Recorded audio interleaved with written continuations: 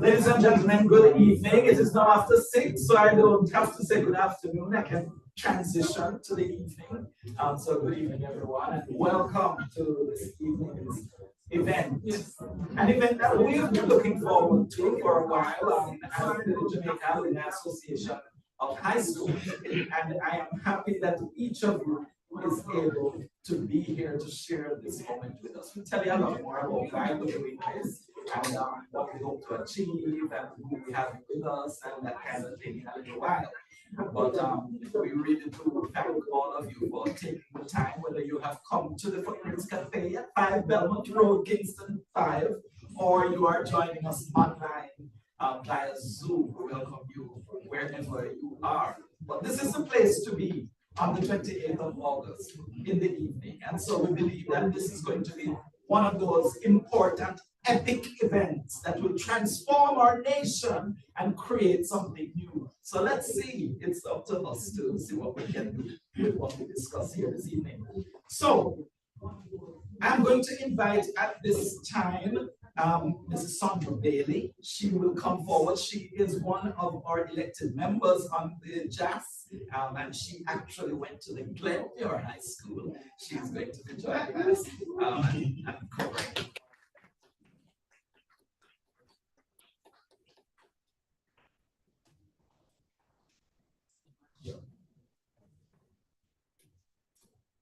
Good evening, everyone. So if you can stand, I will just invite you to stand. Let us pray. Am I using a mic? If you want, it's right here. Where is it?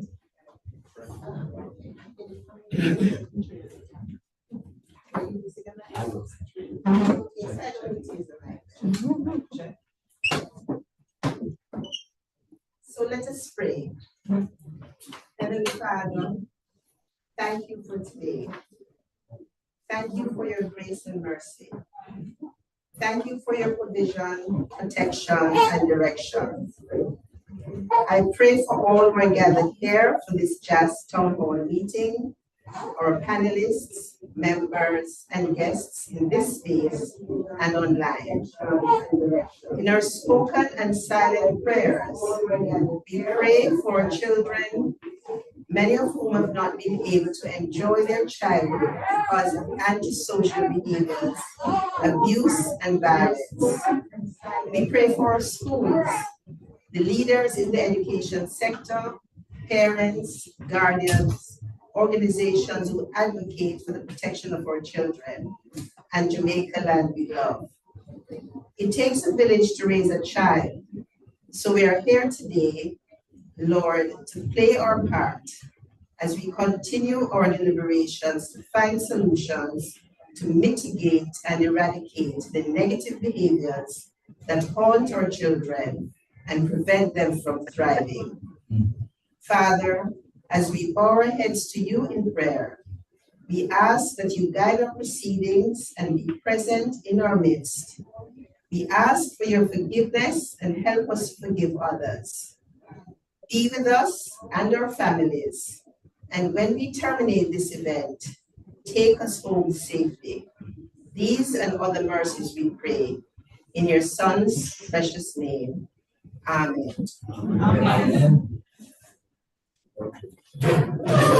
Thank you very much, Sandra. I need to introduce myself. I'm Evan Thompson. I'm the president of the Jamaica Alumni Association of High School. And I am a proud past student of the Excelsior High School. Now, there is one rule whenever we have these events, and anybody who comes to take the mic has to tell us which high school they went to in Jamaica, at which secondary school that you went to. If it was in Jamaica, that is. If it's not, you can still tell us where you went. We appreciate that. So at this time, I'm going to allow Carla Myrie, who is our PRO, or Public Relations Officer at JAAHS, and the past president of JAAHS, to come and share with us a little about the organization itself. Please welcome Carla.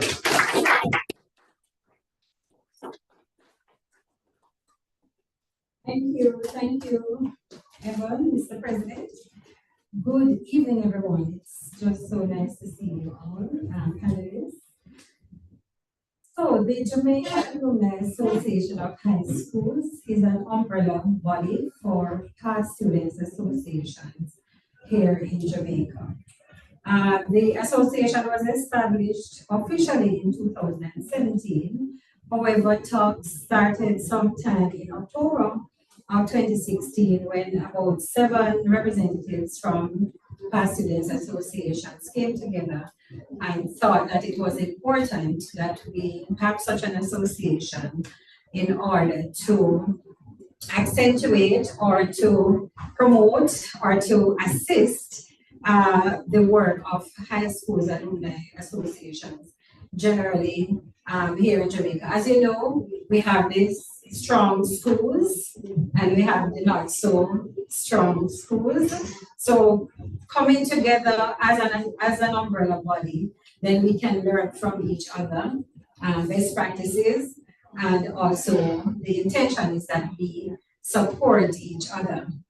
Now, as I said, JAAHS was established in 2017 and consists of several high school alumni associations throughout the island. We currently have a count of 46. JAAHS is a registered entity with the Companies Office of Jamaica. And some of the objectives include to encourage and foster the establishment, maintenance, and improvement of alumni associations in Jamaica.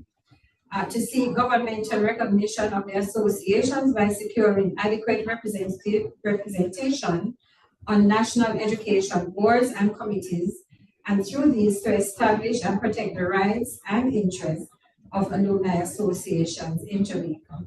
JAAHS also has as a part of its objective, that of assisting JAAHS members to promote, improve, advance, and enrich the academic, cultural, spiritual, philosophical, social, and physical development of their programs. And we can say what we're doing here this afternoon will go towards the associations meeting that objective. Since we've established over the past 7 or 8 years, we have collaborated with similar alumni bodies in New York, as in the Union of Jamaican Alumni Associations, as well as a similar body in Canada, that's the Alliance of Jamaican Alumni Associations, especially during COVID, where we brought meals, care packages. We collaborated on a program to bring care packages to several students right across the island who were affected by the pandemic. So the work continues, and we hope that our deliberations here tonight would have put us a bit further in achieving some of these objectives that we have set out today. So thank you very much again, and enjoy what we have to offer.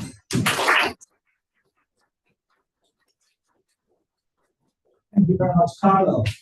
There's one thing I didn't hear Carla mention, and it's what I believe is one of our huge achievements, in that we were the body that initiated the National Alumni Day for Jamaica. We are the ones who made representation to the Governor General, which was so quickly reacted to and approved through, of course, association with the Ministry of Education. And so we now have a National Alumni Day that's celebrated on the second Wednesday of October every year.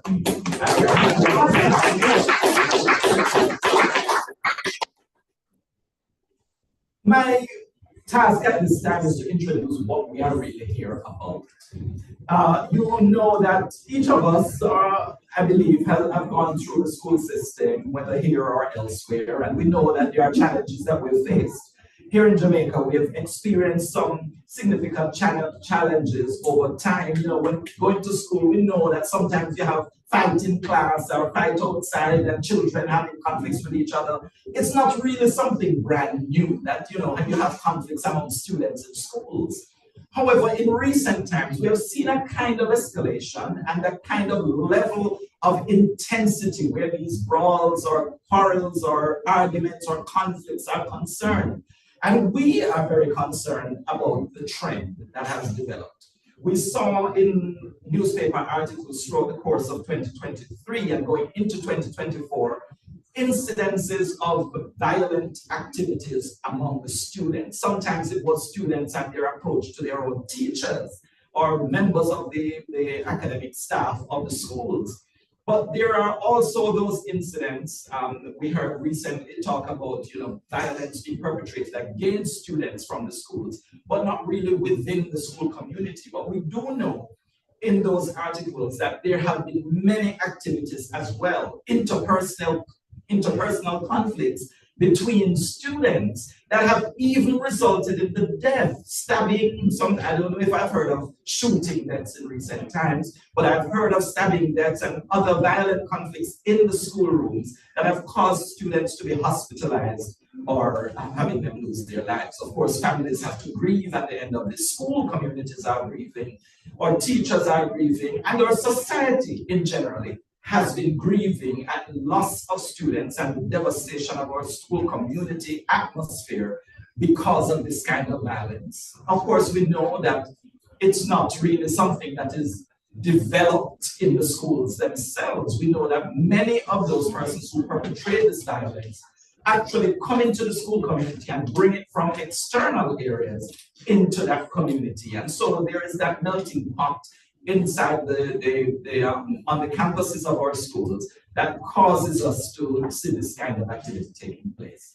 Unfortunately, we thought that as an association, Jamaica Alumni Association of High Schools, that it must be something that concerns us. Many of us have heard the names of our own schools being called and seeing some of them reported on the newspaper, and being very embarrassed because it is our school, but at the same time just being traumatized by the fact that these things are really happening among students who really have gone there to get us an education, but they leave with all this maiming of their lives. So as an organization, JAAHS, we were very consumed by it, and we decided that we needed to at least put out a statement to indicate what our position was on this.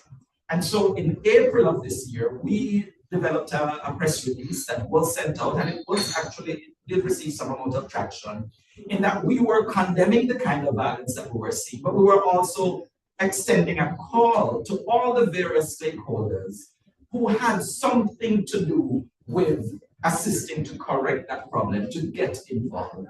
Of course, we would have reached out to the Ministry of Education, but we also recognize that there are so many other partners right across the country that must be part of it. We know that it's not only in the schools, but it's in the communities, in our society. And so we know it has a far-reaching effect or cause that we also needed to address.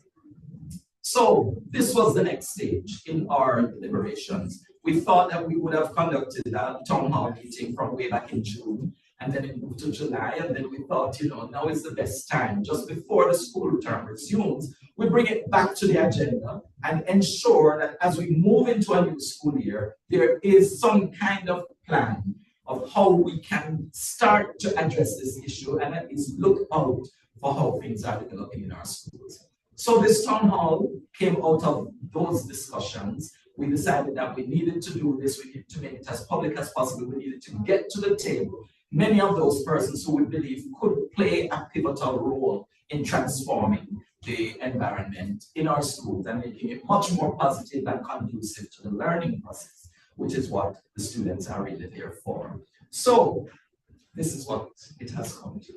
And so we're going to be moving into this time of discussion shortly. Let me introduce to you the representative of JAAHS who is going to be moderating the discussion. This is Mr. Joseph Small. He's seated to your right, to my left. And let me just give you a little bit, as you look at him, say, must go a good school. And he did go to a good school because he's a past student of the Dental Technical High School. He's serving his second term as president of Dental Past Student Association. He is currently the first vice president for JAAHS, Jamaica Alumni Association of High Schools. He's also the first vice chair of the course advisory committee for chemical, agricultural, and biological engineering. And CXC almost cut out some of these programs and these technical programs. We also had a statement prepared for that. But we realized it went in the right direction, so we didn't think it was so necessary to make sure to make our voice heard. But that's where he's serving. He's chair of the National Food Standards Committee at the Bureau of Standards Jamaica as well. He's also first vice chair of the Private Sector Committee for Authorized Economic Operators. He's the chairman for the National Youth in Agriculture Committee. He's vice president of the United Agriculturists and Farmers Association of Jamaica. He's first vice chair of St. Andrew Parish Advisory Committee. He's the past student representative on the Denton Technical High School Board of Directors. And he's also represented in the JAAHS, which is the Jamaica Diaspora Action Network, Action Task Force, something like that. Right, he's a health task force member. He's also on the Agricultural and Environmental Task Force executive, and he is EMBA qualified, executive MBA qualified with numerous specialist certifications. He's an avid volunteer, and he works hard in JAAHS. Always has some comment to make that is always going to move us forward. So, ladies and gentlemen, please welcome Mr. Joseph Small.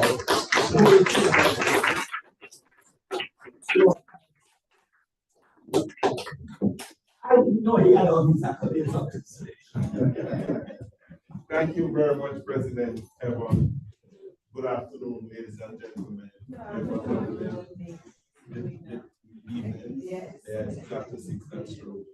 Members of the JAAHS executive, noble panelists, members in the audience, those online, and I'm hoping that there will be some from overseas because there was a promise that some will be participating from overseas.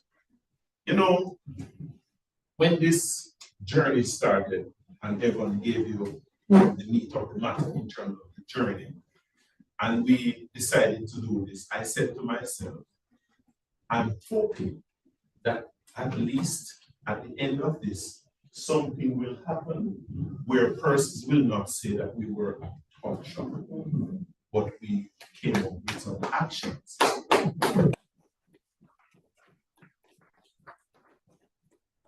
So much for that.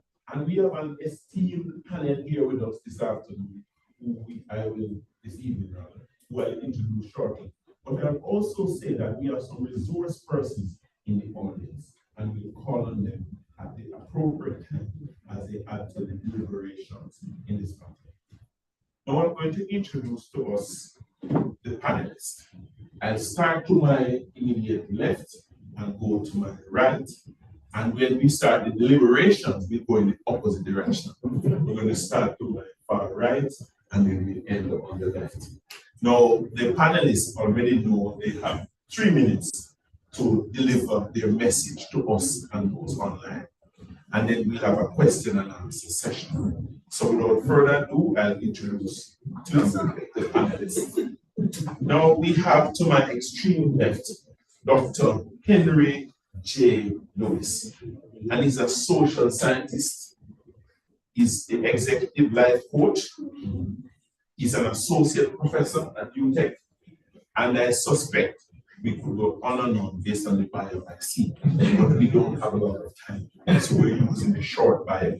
As a matter of fact, I might ask some of them to say a few things if they wanted to add to what a little later.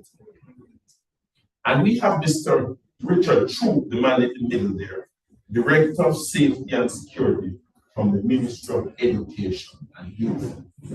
Already we're seeing academia and we're seeing the ministry. Wonderful. We also have to my far right, Mr. Theodore Bromfield, and he's principal of Excelsior. I wonder if Evan knows it.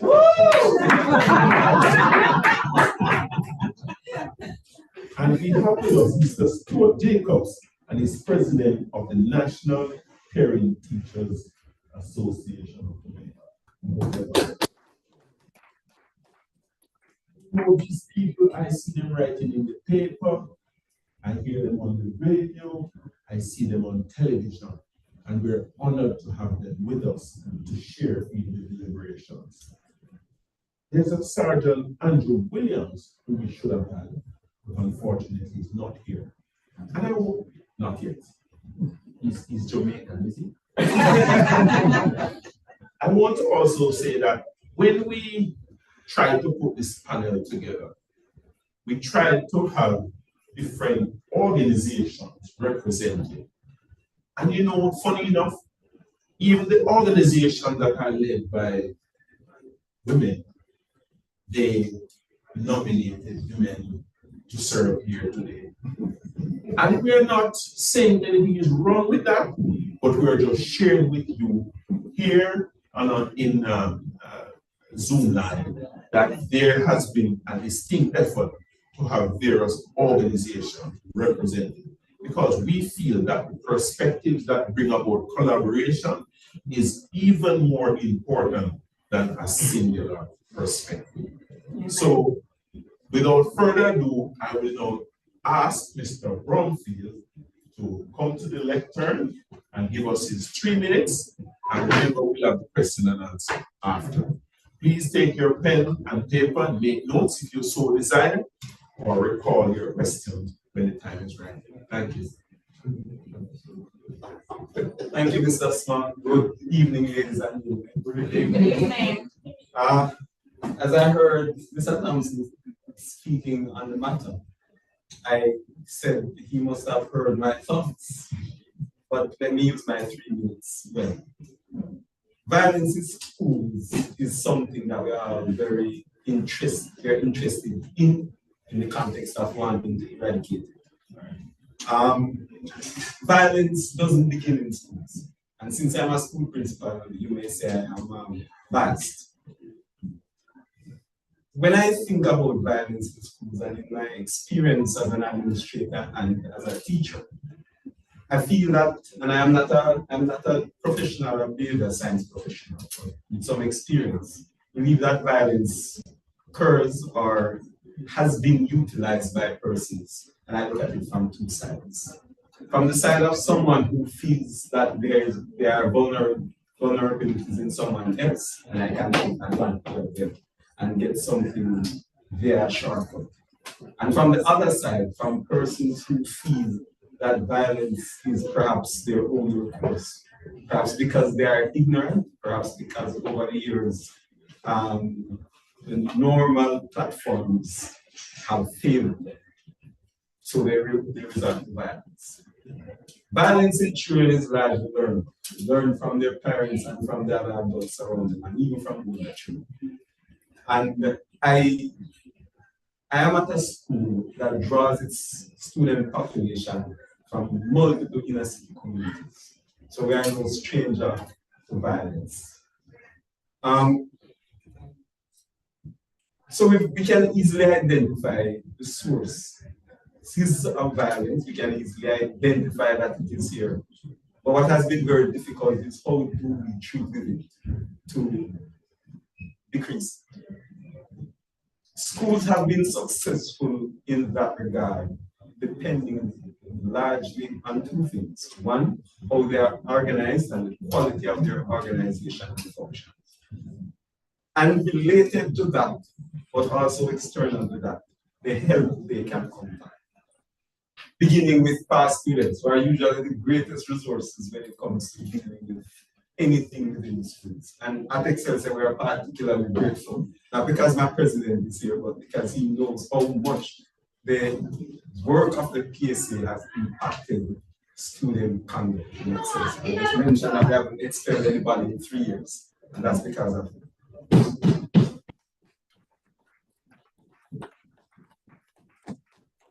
Then also the support that comes from the communities, particularly those that surround the school. And again, Excelsior is in the middle of several inner city communities. And so Excelsior has had to try to ensure that there is interaction and positive relationships between us and the various communities that share our borders.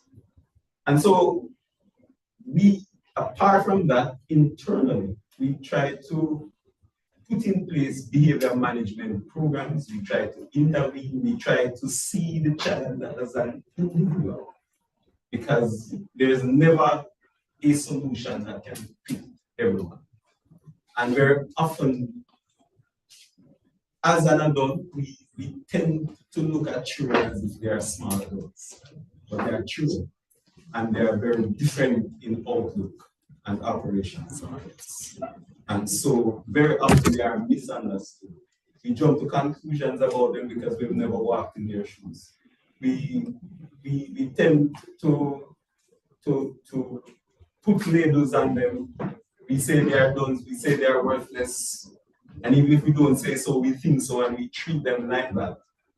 But we very often don't try to find root causes, and we don't try to attack the root causes. So right now at Excellence, what we're trying to do is violence prevention rather than reacting to violence. And again, I have to say thanks to my past students. They are putting in place something that is called Operation Excel. That is a comprehensive program to deal with student behavior and to teach, essentially, to teach values and attitudes. I have reason to say today to my staff that we live in a very practical society, and people will always be violent if, as far as they are concerned, they profit from the violence. So in order for us to diminish it, to decrease it in schools, we have to ensure that students see, one, that there are other ways and means of doing things, and two, that the violence is not profitable. Thank you.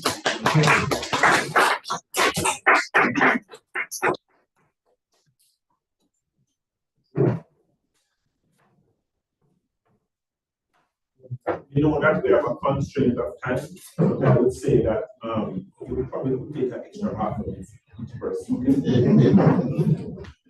I like go the chairman just that's it. I don't want to see. Good afternoon, everyone.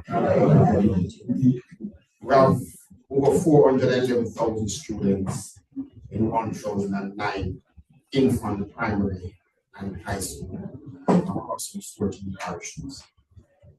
The majority of our nation's children turn to school to learn, to do well, to excel, to make themselves proud, to make parents proud, family proud, community proud.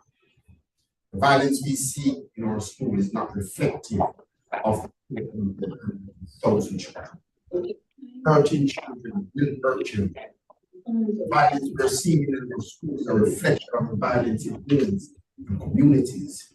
We cannot fix the violence in our schools without addressing issues of violence in our homes and our communities. The violence we're seeing in our schools is also magnified by the inappropriate use of social media. The ease at which every Jamaican, including adults, would want to video something instead of helping someone. We have to learn to fix that. Part of our problem in these countries is that we fail to understand that we have agreed to coexist with some issues that is eating away at the fabric of our nation's children. The glorification of violence in our songs, the ease at which certain popular culture become the norm. So dance is a style, back at the class is a style, and nothing is wrong with that. Scamming and the glorification of sexual exploitation become the norm. We did a safety and security perception survey in 2023, and the findings are very important for this conversation. 55% of the over 11,982 persons that participated in that survey from 331 schools, over 9,700 children. 55% of the 9,700 children believe the safest place for them is still their school, not their homes and not their communities. It is suggesting that our school leaders and teachers and stakeholders in education has been doing some things that are good.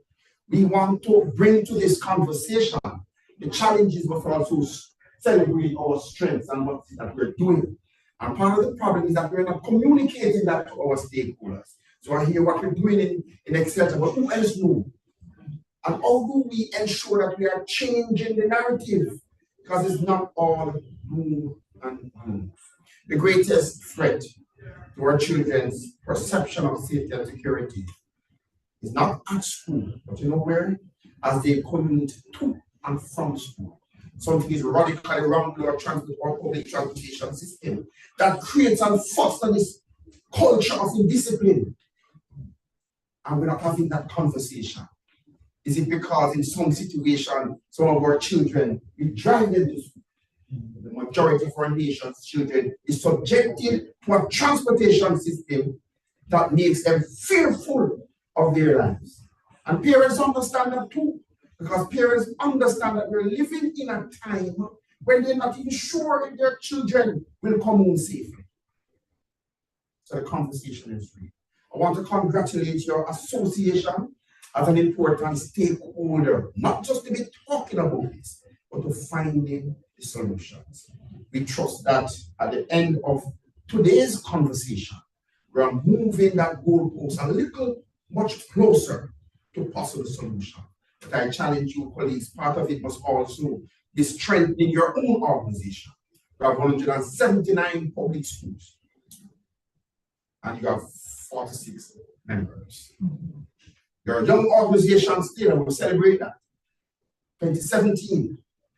But part of what is necessary is how do we grow your membership, especially for those institutions of learning that is not fortunate like St. George's College, where I am from.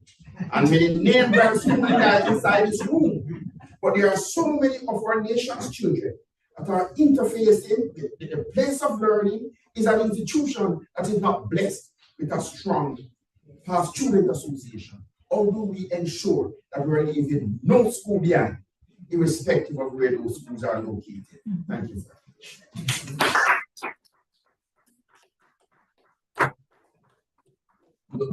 Thank you so much. I know we hear from Jacobs. I don't know why the truth don't have me follow you on the track. That is it. What is the legacy that you will leave behind as an alumni association? Will the next leaders of your association be bothered by violence? Will they be violent? Will they be perpetrators of violence because of the growth of what we have seen? So I grew up in an inner city community in Jamaica, violence all over. I went to a school that was, I went to a school that is also in an inner city, but we are the beacon of that inner city, Kingston College. I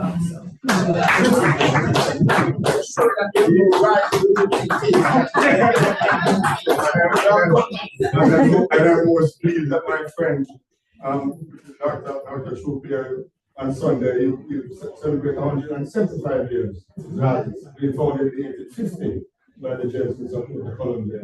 Congratulations. My president at Kingston College, alumni is also here, which I was also my classmate in Curzon in 1981. Our society was violent. 1981, our society was violent when I started school. But the violence that was there was one that was easily managed, I think.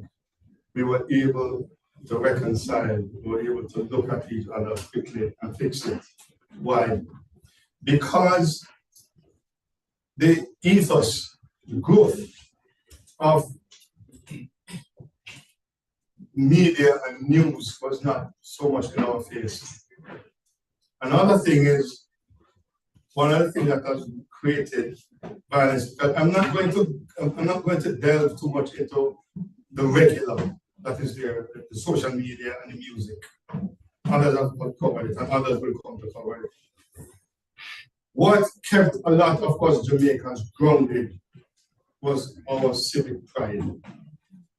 We learned the national anthem, the national pledge, the national school song, our school motto that kept us grounded. And for us who grew up in the inner city of Jamaica, one of the things that held us strong was what I consider and still consider greatly the traditional churches. And the traditional churches that I speak of are the Anglicans, the Catholic, the Methodist, the United. Those denominations kept us grounded. What we are seeing now, that is being taught to our children, going out on a Sunday morning or Saturday evening, Saturday to church, is prosperity. How to get rich, how to stay rich, money. And so there is this deviation, there is this move away, there is this alienation, being transient from what is considered life and love and care and embracing. And where do we go from here? Do we continue to listen to a set of gospel that is being touted all around to our children that does not resonate well with long living? Because when you look at the violence in school, there is this, I don't need to live long. I need to live now. And I need to get what I need from it. So as parents and the NPTAG here, we have a concern. And the concern is this. Dr. Joe spoke about it earlier. That journey between school and home and school, is a violent ground. That journey is dangerous. I do agree with him that school is a safe place, a fairly safe place. But gangs are migrating into schools. There's a migration of gangs into schools. And the gangs are also recruiting in schools. That's what is happening. And so the school is a fertile ground for gangs. And gangs also migrate out of schools into communities because they are block A and block B versus each other, and they take it back into the community. As an association, I'm looking forward to this deliberation this evening because it's going to be value added. I think you have added value to society so far with your organization, and I'm certain that we will today gain from what it is that we learned this evening into, and I hope, Mr. President, that it is documented. And that document is created from this, a working document with measurabilities for us to look at, for you pass it on to the ministry, Dr. Troop's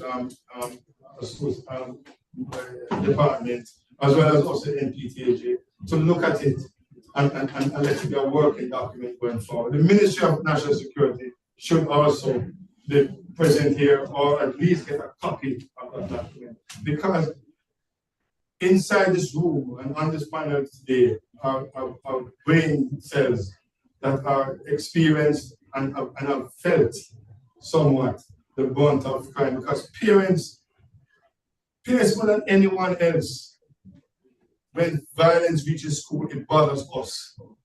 Because we send our children out, our angels out, to get teacher learning contact, education, academia, to come back stronger than they left. Every day you send your child out and they come back home, you expect them to be better than they were in the morning when they left.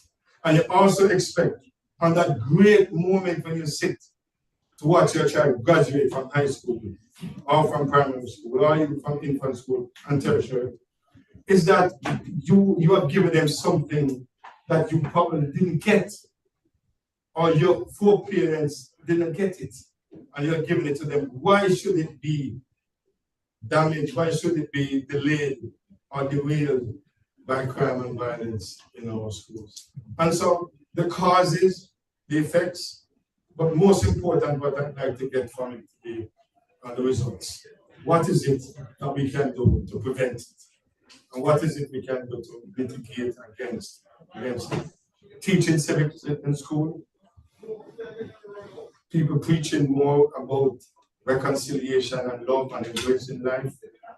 I'm hoping someone else will do this. Thank you.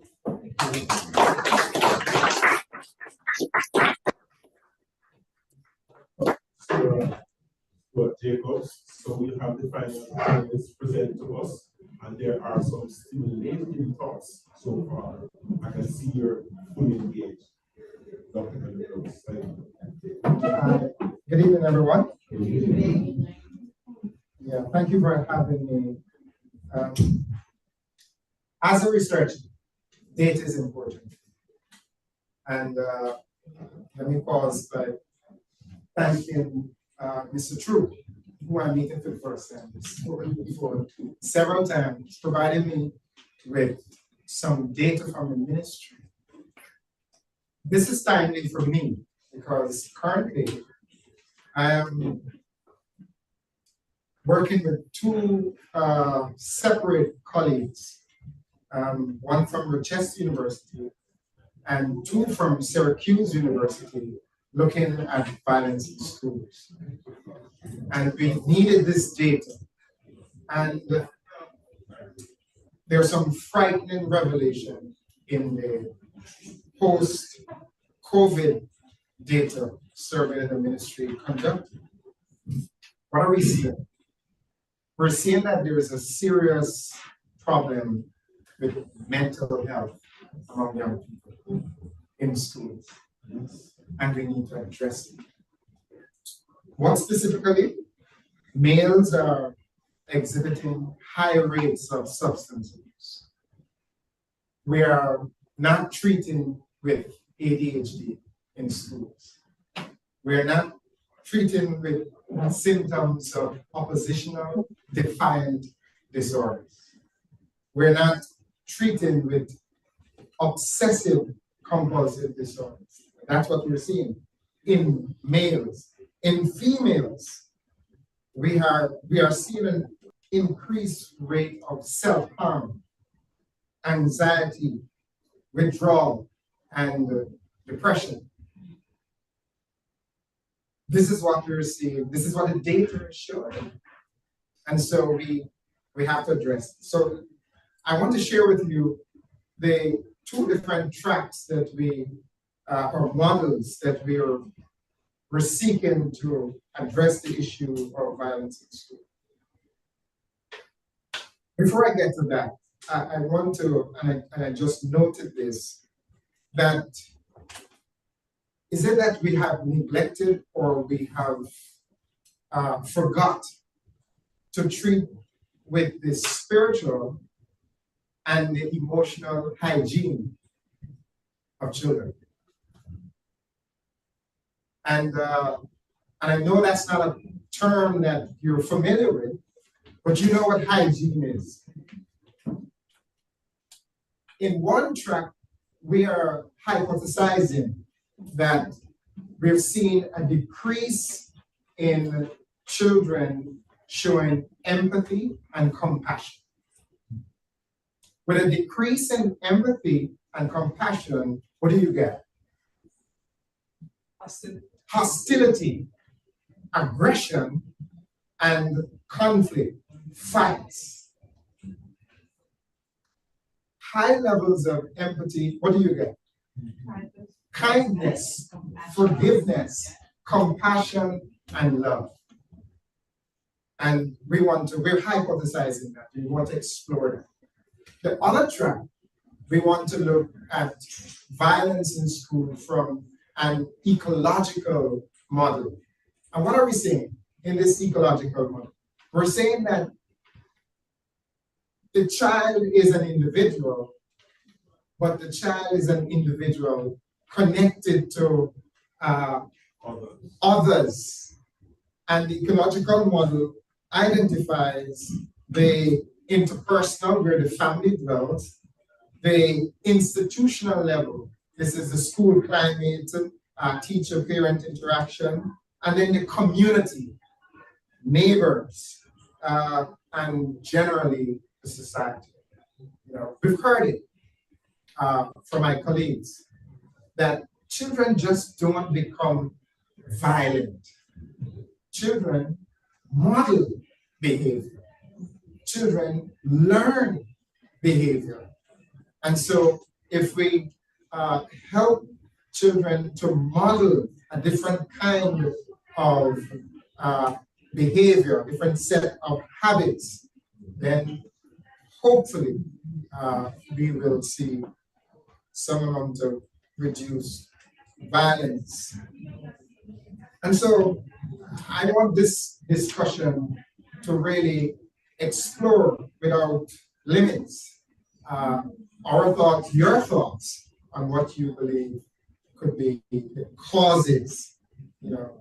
But I want to make an appeal because research needs funding. I have to make that appeal because you can't do research with paper towel or leaves. And so if you want to fund or be a part of this funding of these two tracks of research, please speak to me after. I look forward to hearing from you. Thank you.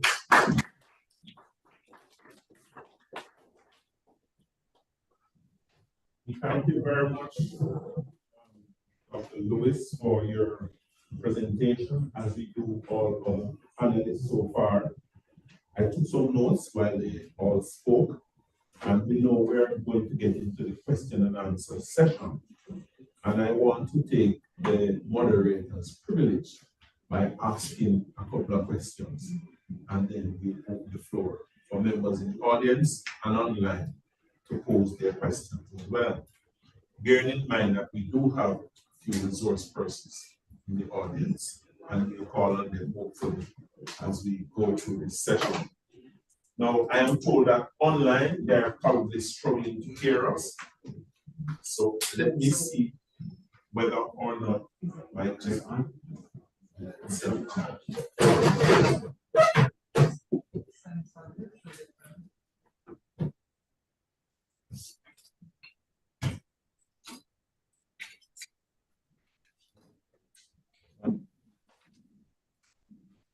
Well, hearing something.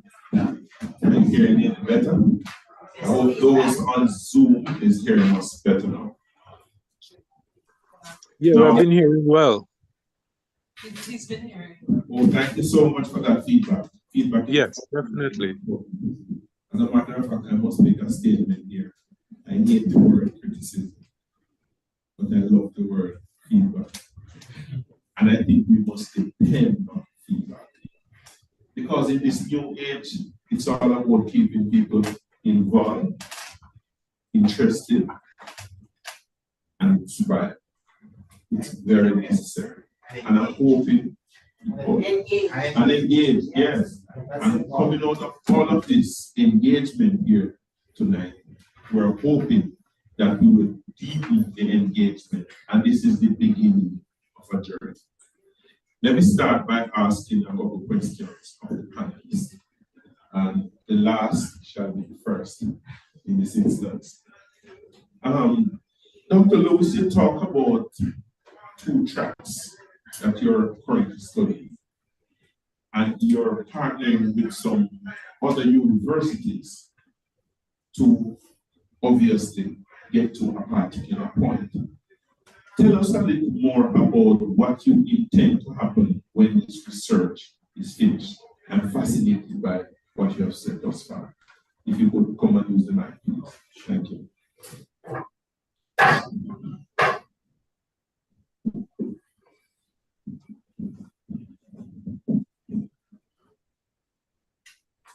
Thank you, Mrs. Simon. Yes, so I've been tracking the issue of violence in schools for some time.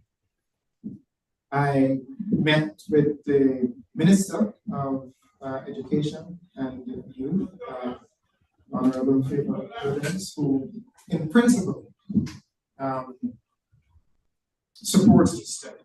What we hope to do is to not have just a study or studies for study's sake, all right? After we produce the data, then the next phase is an intervention that is going to be piloted to show how we can model a different model to reduce violence. And then we use that model, that successful model, I'm predicting to like fire And then, in addition to that, we want to also present to the Ministry of Education some policy directives, because there are some policy gaps that needs addressing to deal with the issue of violence. And of course, some of it is lack of resources and a whole lot of other things. But the two things, we want to have intervention and then policy.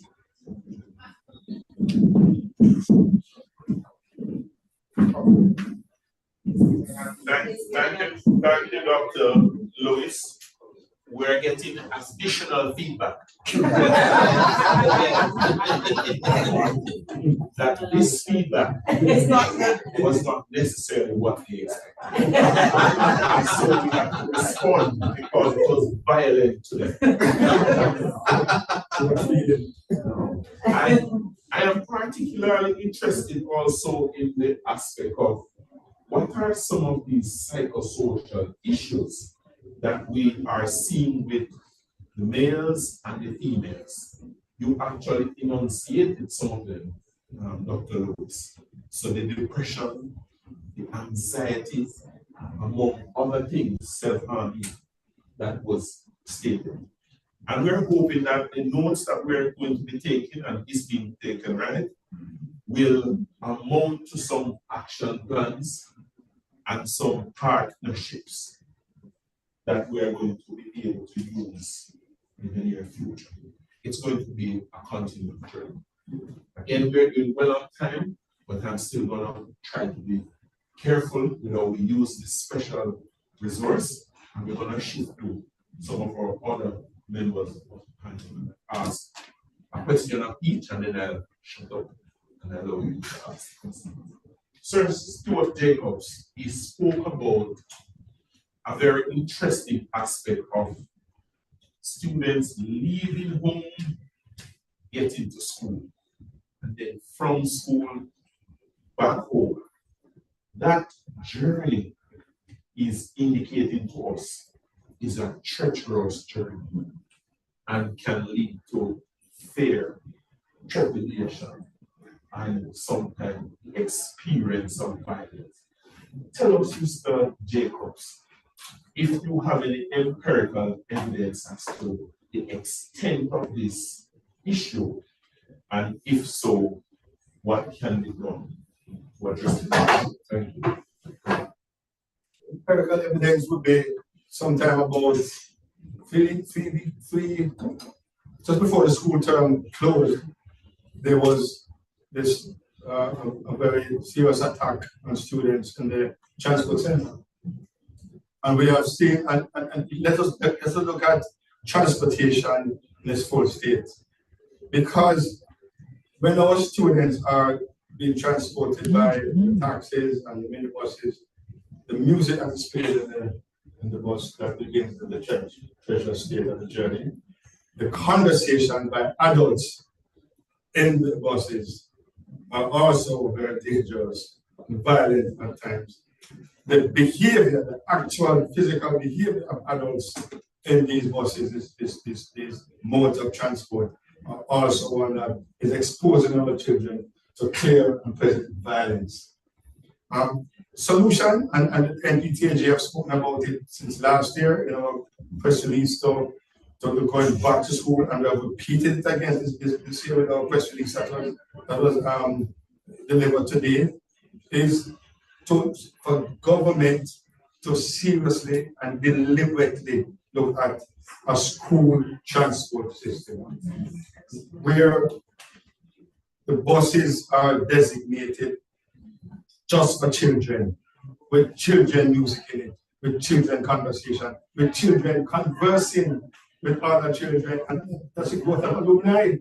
That's the growth of alumni. That's where it begins. And so that is where, and I look at a jurisdiction I lived in for a while, Belize. Belize has about 300,000 people. And that little country does not have children taking buses to school. They don't want public transport. They have school buses that picks them up in the little villages and hamlets and take them to school, take them from school for lunch, and take them back to school. Please, we can do a case study of that and look at it. But that journey between home and school, school and home, is a very violent one. Thank you very much, Mr. Jacobs, for expounding on that. And I'm seeing the heads nodding, so we're getting approval. I want to hear a little bit more from Mr. True when I ask this question. As you take your trek here and you contemplate us as a body, 46 of the 101 schools being in the body, and how we can grow this from a Ministry of Education and Youth perspective. Tell us how we can partner with us to grow this body. Thank you.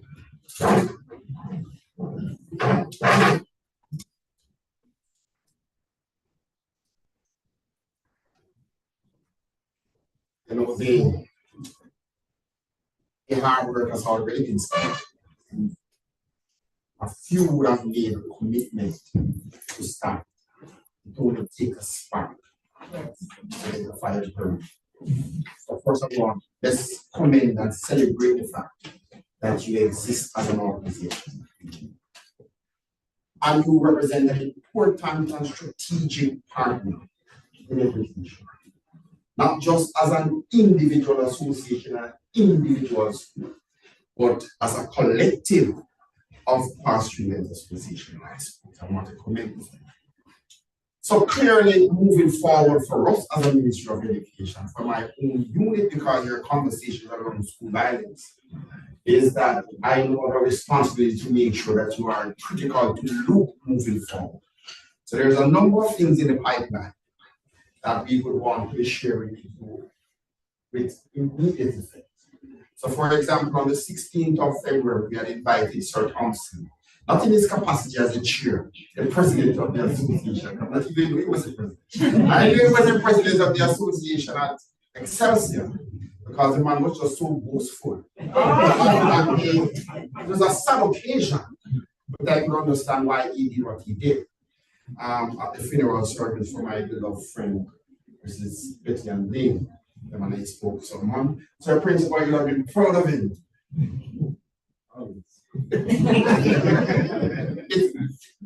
It is important that we understand that you are a strategic partner. You're going to be a vocal partner. This is not about us being defensive around this conversation, but within the partnership. So, on the 16th of August, we invited you, Sir Thompson, to a national consultation session, because we're developing, we're finalizing our safe school policy, a very comprehensive document that we have not gotten that one. But I promise you, but this word is so small. A couple weeks ago, we have been on the phone and email and I meet the man. Sometimes I didn't give you all the information. People say you appear sweet out, man. But evidence is there, my brother. I was instructed to give him, and I made sure he's in receipt of everything that he asked for. So we will share that safe school, that draft safe school policy with your association for you to interrogate at that point and provide your support. We would also want to ensure that we are being strategic as you build out your organization. I want you to set targets for yourself each year.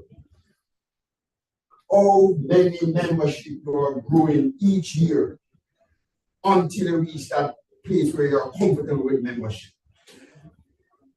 I want you to understand an opportunity that you must not take for granted. Many of our children, so it's a major brain drain in this country, right?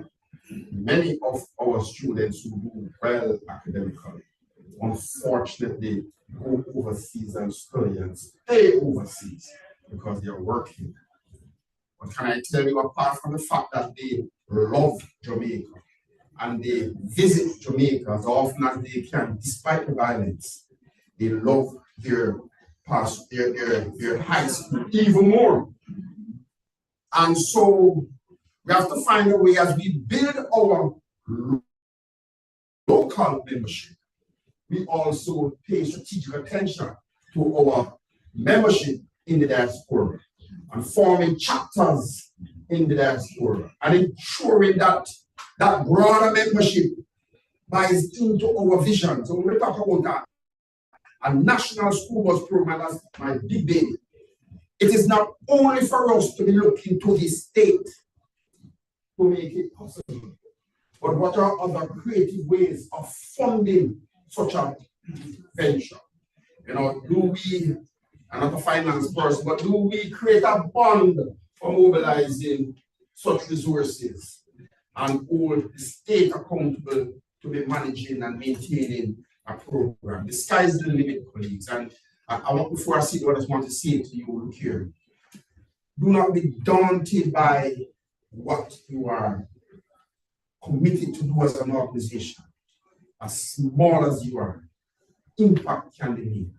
I only encourage you to always identify those strategic milestones and celebrate them. I also encourage you, one of the things that we fail as a nation, we do not use data to inform evidence-based interventions. Your data man there, he is strategic, not just a panelist, strategic to move it forward and use data to inform what you're going to do, prioritizing what you're going to do. But equally important, ensure you are communicating to your stakeholder groups what you are doing and celebrating what you're doing.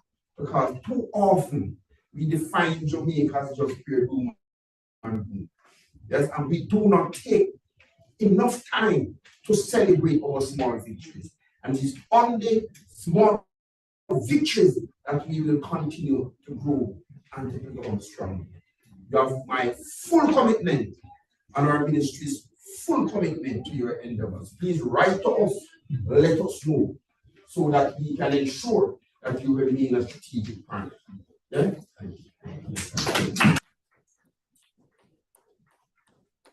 So much, Mr. Troop, and my question to Mr. Brownfield, as I listened to him speak from a principal perspective, he made a very profound statement that in the last 3 years, no student has been expelled.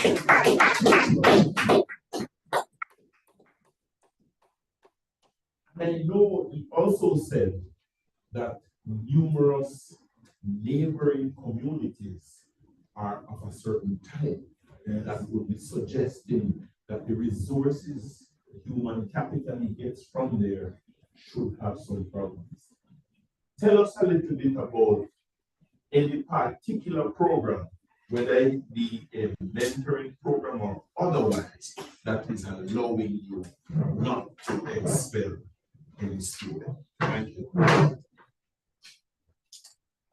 So small, that's easy. My past students came on board just after they started about 15 years ago, the mentorship program.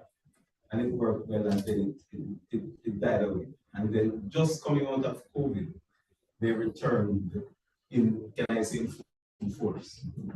Coming out of COVID, when we moved from online classes back to in-person classes, we had a really difficult time.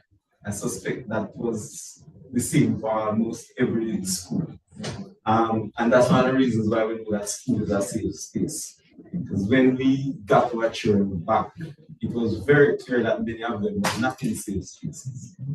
And it was also clear that many of them had been inadequately supervised, and socialization had been poorly done.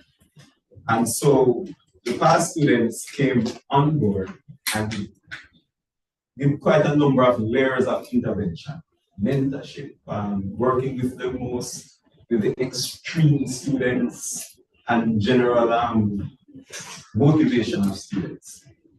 And what had the greatest impact was their work with the most marginal students.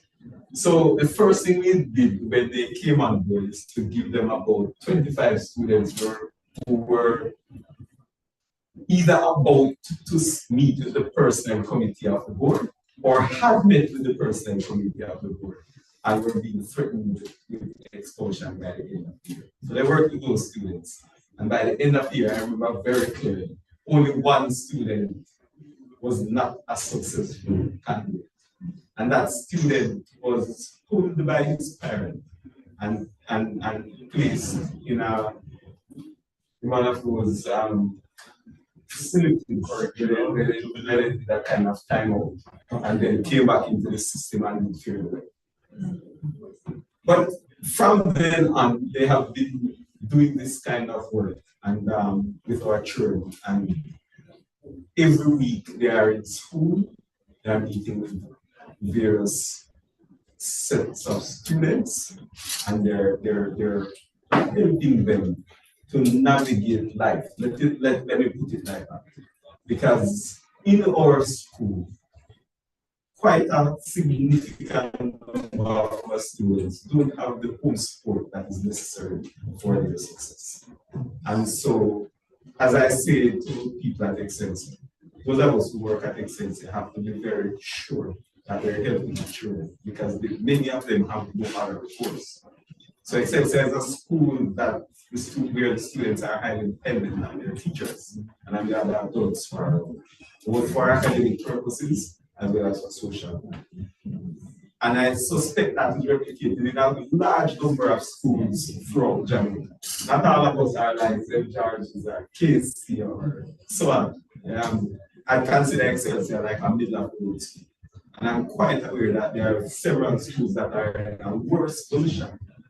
And apart from the past students, we've also interacted with the community through community activities. We allow them to use our space for their activities. We allow them to, in particular, their sports programs through our communities. We loan them our facilities, we make them available. All that we say is that there must be a structure to how they are used. So as a result, the community takes care of the school both physically and otherwise. So if there is a problem, we will know. I live some distance away from Excelsior. I live in Portmore. Excelsior is at Mountain View. If something happens, somebody from the community will call me and say something. If there is violence, members of the community will come to see that the violence is curtailed. That is how they are. Now, life isn't perfect. Everybody is not always on board, particularly the younger members, or the more experienced persons, the older persons, the persons who consider themselves leaders. They all feel they have a stake in the school. And all of them have children here. No matter how much violence is going on in the various communities at Mountain View, all of those children are coming to school each day. And they coexist at school. So we try to get that in, because as was mentioned I think by Mr. Jacobs and by Mr. True, there's been an exporting of violence and particular gangs from communities into school. And so we see that playing out sometimes. And very often our children will use the fact that they are from the neighboring communities to try to enforce what they want to do. And the communities do not support that. That is for us one of the greatest. The communities do not support them trying to be violent under the name of coming from the communities. So once they hear of that, we get their buy-in, we get their support to right. So those are some of the things we've done. Those are some of the things that work for us. But don't think that we have a nice, perfect society. We have lots of problems and challenges. But I think the important thing is that we have to face them and try.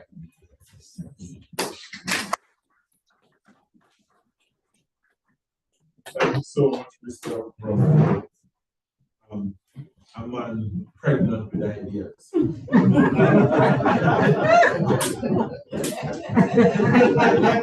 we talk about ideas.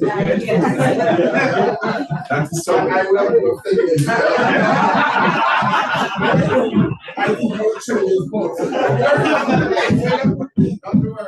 All right, on that light moment, I want to pause to acknowledge some persons in the room as well as online. So we have Madam Safri Brown from Project Star. We're talking about strategic partners. Can I tell you? We have Major Peter Malcolm.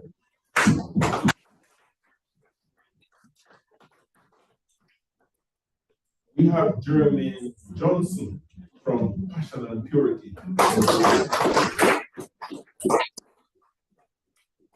And we have online the president of UJA, which is actually one of those bodies that Madam Carla spoke about at the inception. UJA and UJA. I want to acknowledge Mr. Wilson.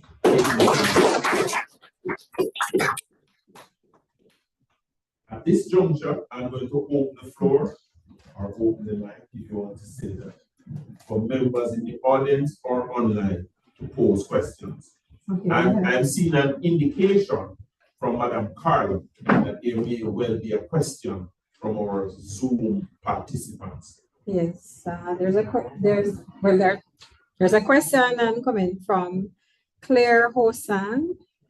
Question: are there plans in place to address the broken, dysfunctional homes to help bring healing to parents and households so that children don't continue to hurt day after day?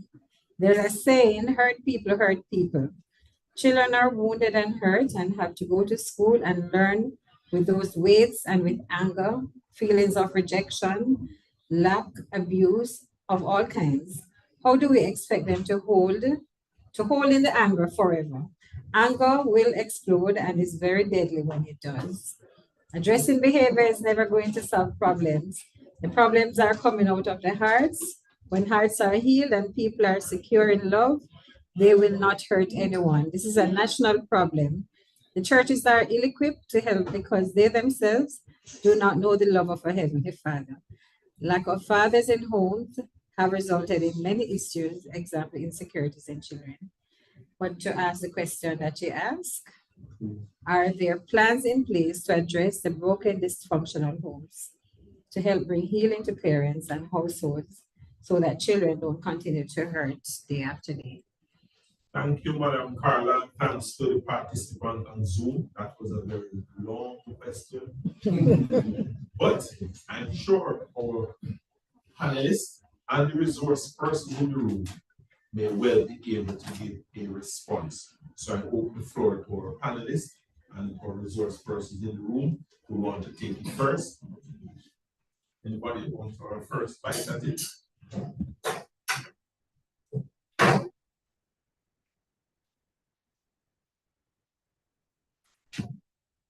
Our permanent secretary wrote a book as part of her PhD studies. The focus of it was parenting holistic. We have to be doing much more for parents. Truth be told, it's not easy to be pointing your fingers at parents because they are also going through some serious issues too, like the baggage of their own child. So clearly there is the need for greater investment in parenting and programs. I would really like to see, for example, greater collaboration between two big, powerful parenting organizations in Jamaica, National Parent Support Commission and the National Parent Association of Jamaica. We need to work to reaching our families. There is a conversation, there is a national conversation around banning corporal punishments at all levels, not just within school, but also within homes. We know it's a very contentious issue. Part of the challenge we're having is that it is not okay for us to use physical violence to discipline, but that is punishment. Children are growing through some serious issues of torture. Yes, you are hitting the child with force, you're speaking all manner of evil against the child, and then you are assuming that that child is an okay child and that child can function in the way that he or she should. So there is a conversation around a policy really banning corporal punishment. But if that is to be realized, we have to provide the kind of resources and support for parents to explore alternative tools, alternative strategies. We're not saying do not discipline the child, but we're saying we have to find the pro-social kind of positive way to ensure that you're instilling discipline. The other thing I'd like to suggest is that I will focus on values and attitude. Yeah, again, we have a serious problem with that. We coexist with everything that is wrong. Yeah, and so we have to define what makes us Jamaican. What do we stand for as Jamaican? And how do we inculcate that not only in our children, but us as adults in every sphere of life reflect that reality. And again, those are part of, for me, the serious issue, but parenting is critical. The last point I'd like to say around parenting, the fact that boys are endangered species. We do not have our fathers at home. At school, the majority are female teachers. Our artists that they look to are all majority of them sending the wrong message. And so how do we understand that in this conversation, we have to look at boys different from girls? Or do we ensure that our education system is teaching boys the way that boys need to be taught? Yeah, because it's really one kind of way to teach it. And so it is not impacting on boys the way we can. Can I suggest that part of the game changer must also be a recognition that if we're going to reach boys in particular, we have to give great attention to sports and the performing arts and all of those things that they gravitate to. Not for it to be the end all and the be all, but the vehicle through which we are going to be re-socializing and changing the mindset of our boys in particular. Thank you so much. Is it okay for me to give a question? I have a question. Is it time I can ask a question? Okay, just a minute. Just a minute. For sure, for sure. So the answer. Apart from all the policies and work that Mr. Troop and his section of the ministry is doing, the ministry has also partnered with schools. Initially, they used to strongly recommend and encourage that we have parenting seminars and report on them. Though it has become compulsory. So each school has to have parenting seminars coordinated by its guidance counselor or counselors, depending on size, and make a formal report to the ministry on that. So that is one of the things that we're doing in order to help to intervene in homes.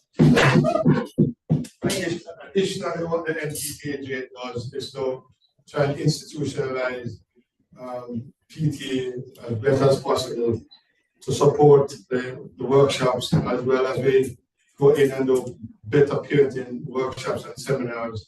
And we also isolate some schools that would have been higher on the totem pole of violence and try to work the anti-violence programs through the PTs. So parents become a part of the process because by extension, they are part of the school's overall existence. And so the parenting comes in a way where there are parents who need assistance with guidance from parents who are doing fairly well with handling their children. And so those ideas are shared at PTA meetings and so an exchange of ideas. You have a question on? Good evening, gentlemen. I'm very impressed on all your data, especially Dr. Lewis. Your data collections are excellent. Dr. Chu, Mr. Chu, Mr. Broomfield, Mr. Jacobs, Mr. Small. The question for me, everything that you have said here, I noted you have all the facts on board. But my question about 55% of the 9,700 that was you guys did a survey on, 55% are students are feeling that schools are safe.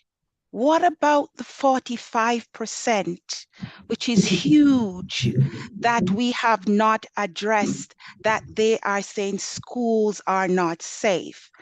I am very happy to hear that school busing systems are part of what the initiative, or that's what is considered, which is an important measure that will help to de-escalate the violence between home and school.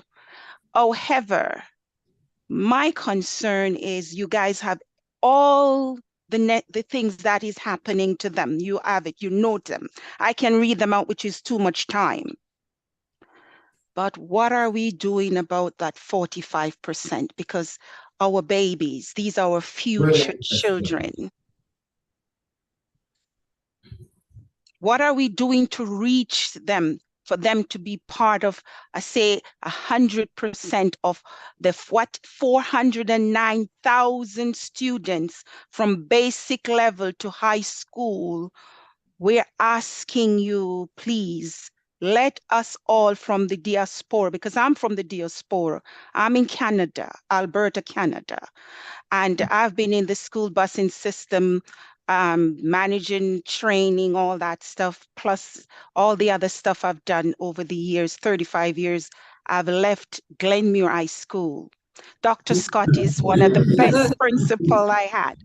Please, I beg you, let us all know what is going to be done for those 45% that doesn't feel safe in homes and schools. A 45, excellent question. So it's a 45% of students. Your concern is bullying and cyberbullying. 45% who feel unsafe and unsecure, feels unsafe and unsecure because of the students themselves. Students are hurting students. So for them, the area of attention must be institutions. How do we address the issue of bullying and cyberbullying? Many of our children believe that when cases of bullying and cyberbullying are reported, nothing happens. Many of our students believe that when a report is made, even if something is done by the school, they feel more vulnerable because they think that the bully is going to bully them even more. Bullying is greater at the primary level than high school. It means that we need to do the intervention much earlier. Bullying is more pronounced in all boys schools. Then the second focus is co-ed. But I think, if my memory serves me right, 27.2 or something percent of the children are bullied is also prevalent in all girls schools. Back in the days, all girls schools were all saints. So it is suggesting that even though it is 27.7%, it is a major cause for concern. It is suggesting that we have to pay careful attention. Now, part of the thing that facilitates it is this culture, the informal fidel culture, that is so steep in the Jamaican psyche. And many of our children have also bought into that. We have to mash down that line. We have to also ensure that we are at the local school level really promoting anti-bullying campaigns and improving the reporting mechanism and improving the response mechanism. But if we can treat with bullying, we are also reducing another major factor, the issue of extortion in school. Because children who are victims of bullying oftentimes have to pay for their protection. It's an established business. And so we cannot allow that to be the solution. We have to ensure that the school, community school, and the Ministry of Education, and all the stakeholders, including our parents, yes, is paying careful attention to this. And children are bullying other children because those who were bullied were victims of bullying once in their life. So it's a cycle. How do we ensure as parents we are speaking to our children, holding our children accountable, ensuring that within our own homes, this bully behavior is not taking root. And if it is, how do we ensure we are dealing with it and be in denial because this is real?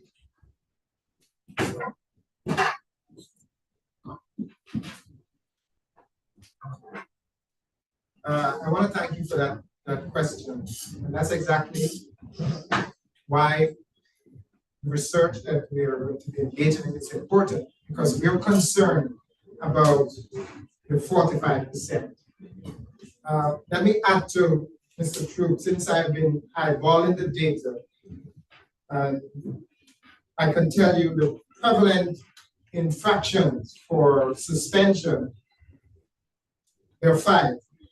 Fighting, possession of offensive weapons, bullying and cyberbullying, substance use, and sexual misconduct.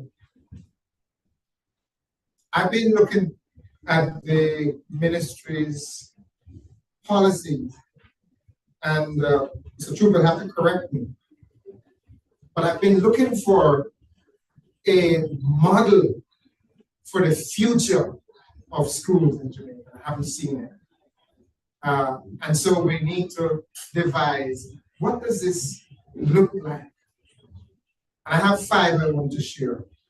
1, learners are prepared and motivated to learn.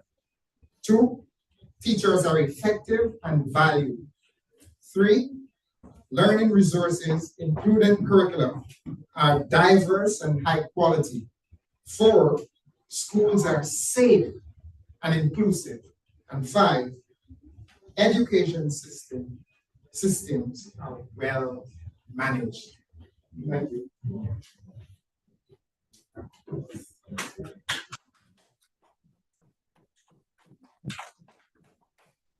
Continue to thank our panelists for their contributions in seeking to answer the questions of the audience and for those online. I want to take the opportunity to be presumptuous and ask Madam Safra Brown to make a comment about that violence, especially on the parenting side. So please. Please, thank you.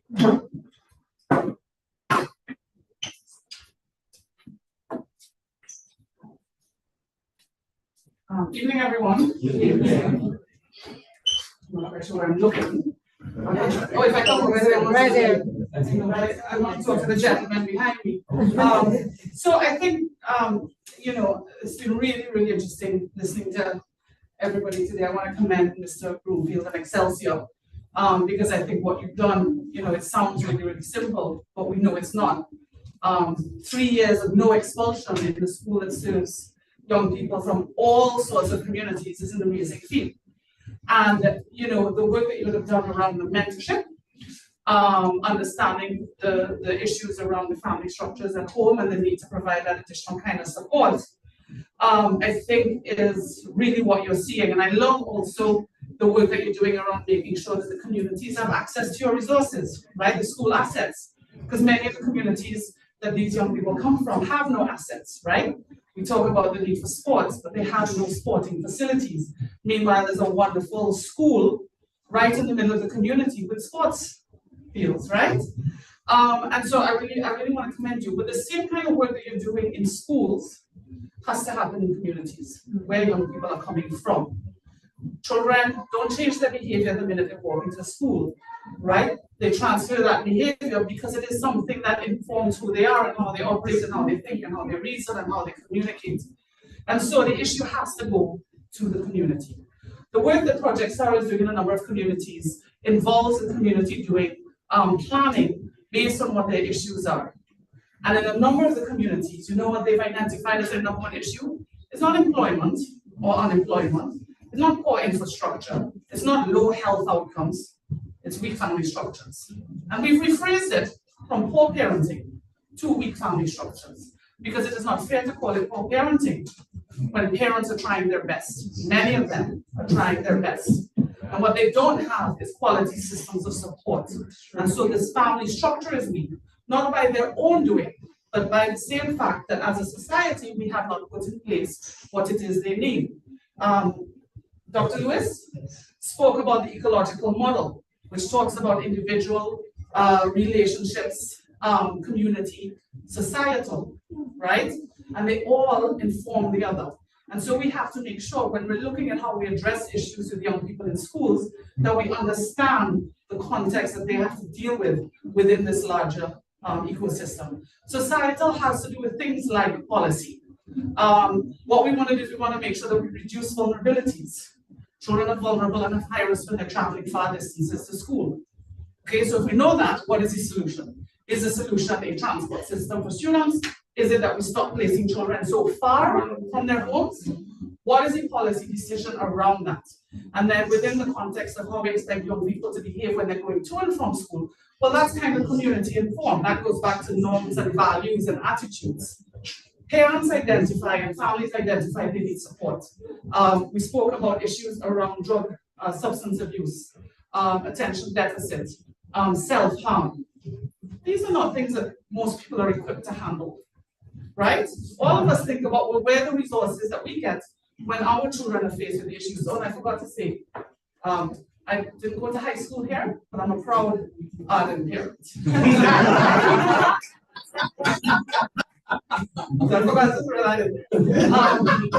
And so these are some of the things we have to look at. But parents and families are really where we believe that the most important change can be made. I implore everybody to do more of the kind of work that you've been doing around engaging families, strengthening families at the school, providing systems of support for the students, but understand that the exact same support systems that are being provided in schools need to be provided in communities. Okay? And one informs the other. All right? Thank you.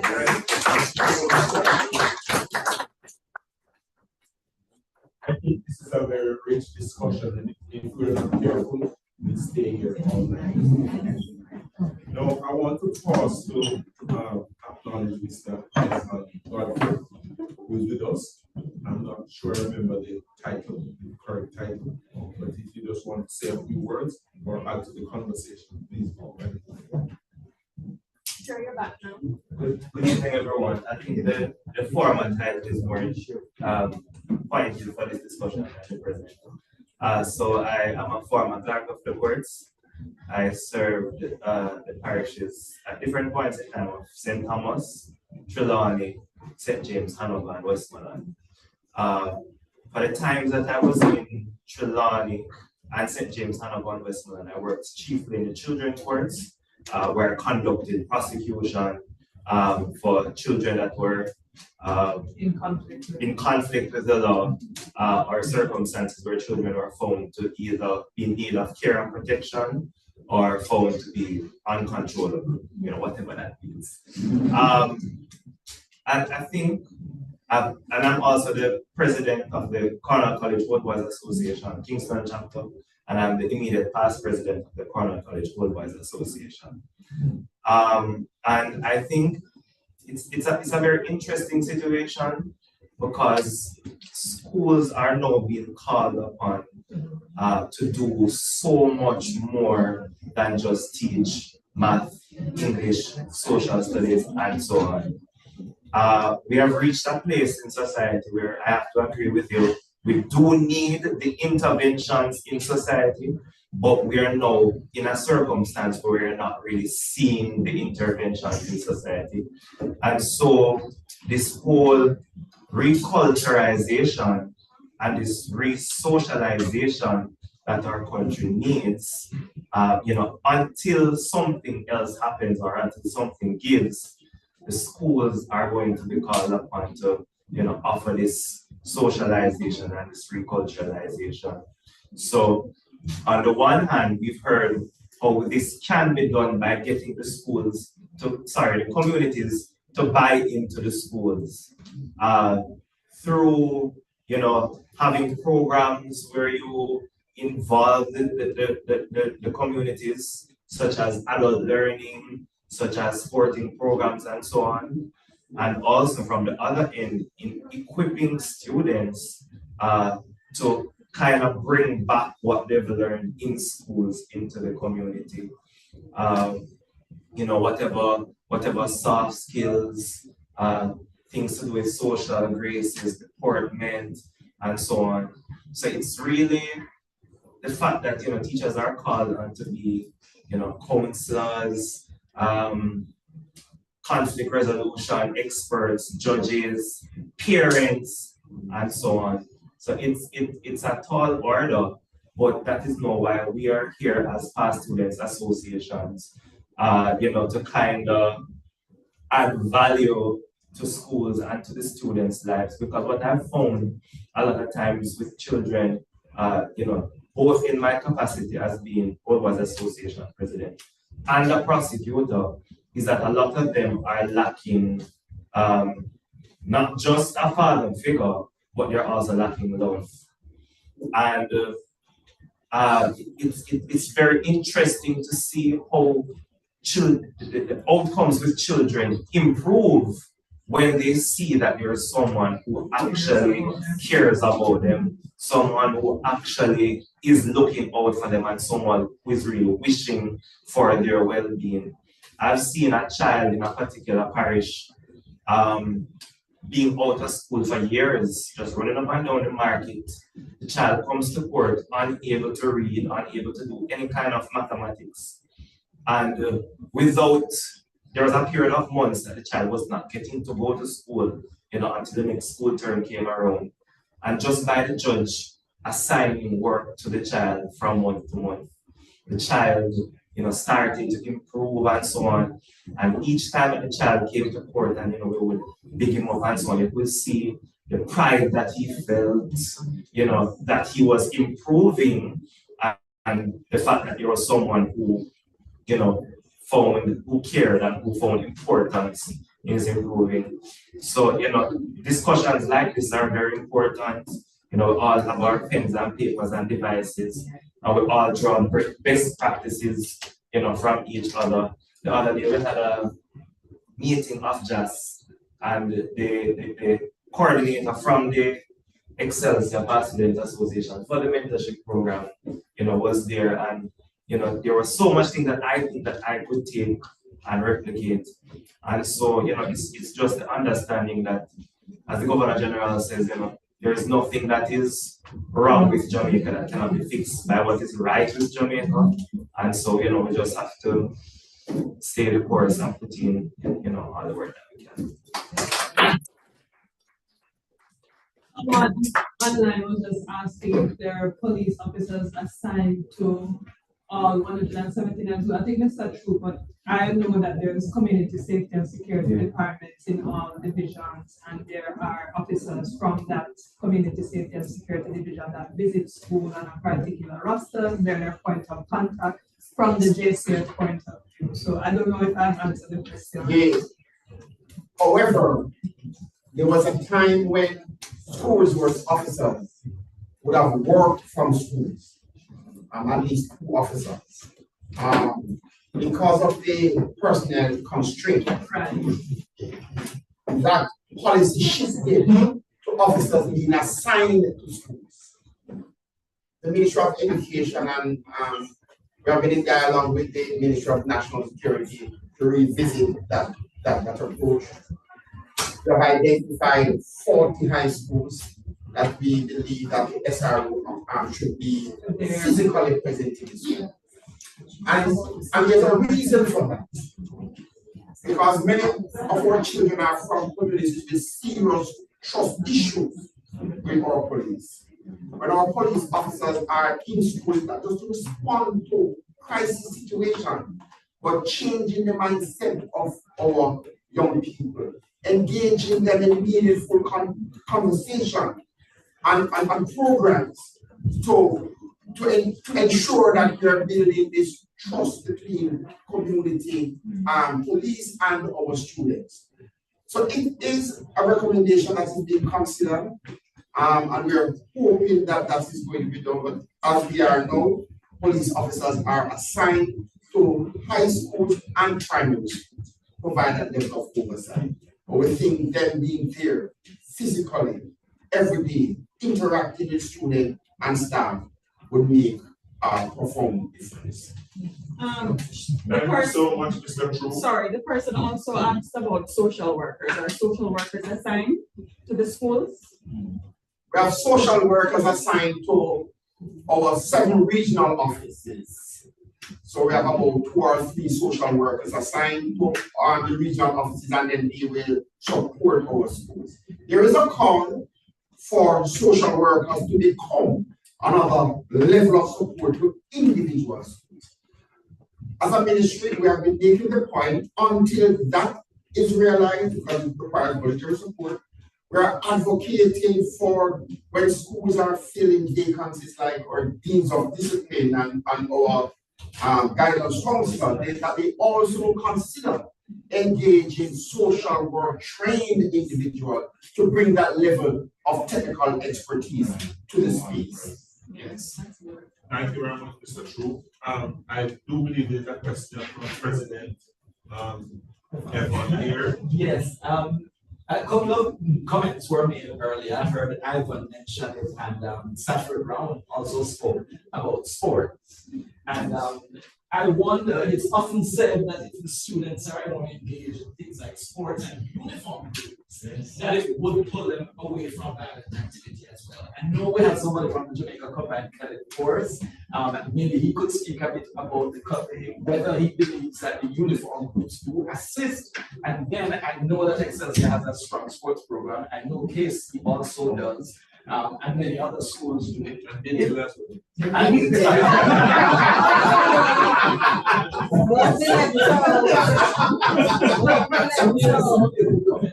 As well as schools are also pulling students away from that.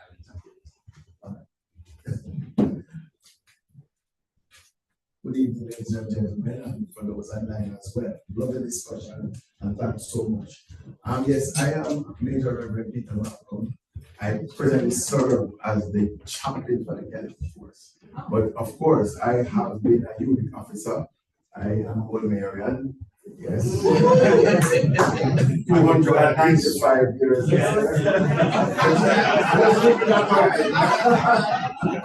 So we have been around a long time, and I'm a grandfather, right?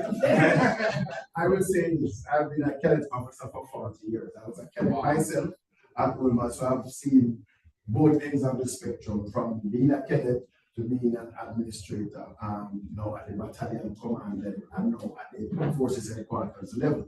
And when you think about cadeting and uniform groups, as Mr. Thompson would say, we would automatically say, yes, man, it's discipline. And if we're talking about violence in schools, isn't it a discipline issue? That is true.